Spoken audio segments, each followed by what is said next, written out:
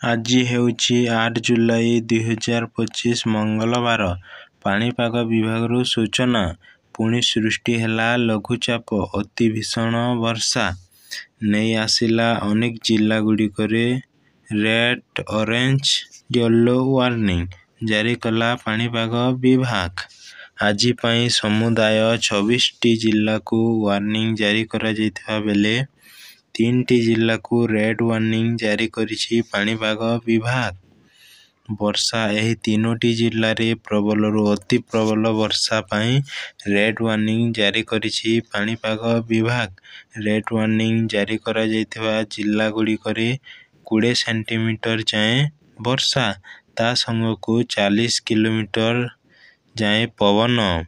ଏହାପରେ 10ଟି ଜିଲ୍ଲାକୁ କମଲା ରଙ୍ଗର ସୂଚନା ଜାରି କରିଛି ପାଣିପାଗ ବିଭାଗ, ଅର୍ଥାତ୍ ଅରେଞ୍ଜ ୱାର୍ଣ୍ଣିଂ। ଏହି ଜିଲ୍ଲାଗୁଡ଼ିକରେ ମଧ୍ୟମରୁ ପ୍ରବଳରୁ ଅତି ପ୍ରବଳ ବର୍ଷା ହୋଇପାରେ।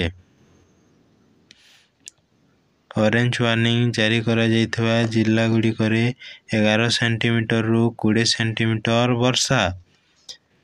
ଏହାପରେ 15ଟି ଜିଲ୍ଲାକୁ ହଳଦିଆ ଅର୍ଥାତ୍ ୟେଲୋ ୱାର୍ଣ୍ଣିଂ ଜାରି କରିଛି।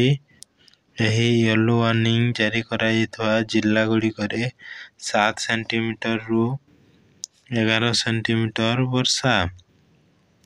ଆଜି ପାଇଁ ଭୀଷଣ ବର୍ଷା ପାଇଁ ରେଡ୍ ୱାର୍ଣ୍ଣିଂ, ପ୍ରବଳ ବର୍ଷା ପାଇଁ ଅରେଞ୍ଜ ୱାର୍ଣ୍ଣିଂ ଏବଂ ସାମାନ୍ୟ ବର୍ଷା ପାଇଁ ୟେଲୋ ୱାର୍ଣ୍ଣିଂ।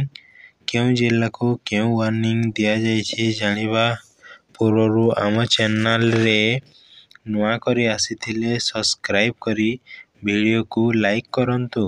ରେଡ୍ ୱାର୍ଣ୍ଣିଂ ଜାରି କରାଯାଇଥିବା ଜିଲ୍ଲାଗୁଡ଼ିକ ହେଉଛି ନୂଆପଡ଼ା, ବଲାଙ୍ଗୀର, ବରଗଡ଼ ଏବଂ ଅରେଞ୍ଜ ୱାର୍ଣ୍ଣିଂ ଜାରି କରାଯାଇଥିବା ଜିଲ୍ଲାଗୁଡ଼ିକ ହେଉଛି ନବରଙ୍ଗପୁର, କଳାହାଣ୍ଡି, କନ୍ଧମାଳ, ବୌଦ୍ଧ, ସୋନପୁର, ସମ୍ବଲପୁର, ଝାରସୁଗୁଡ଼ା, ସୁନ୍ଦରଗଡ଼, କେନ୍ଦୁଝର, ମୟୂରଭଞ୍ଜ।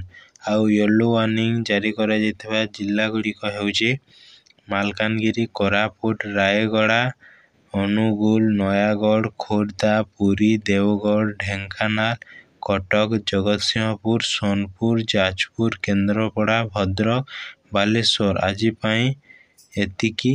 ଧନ୍ୟବାଦ।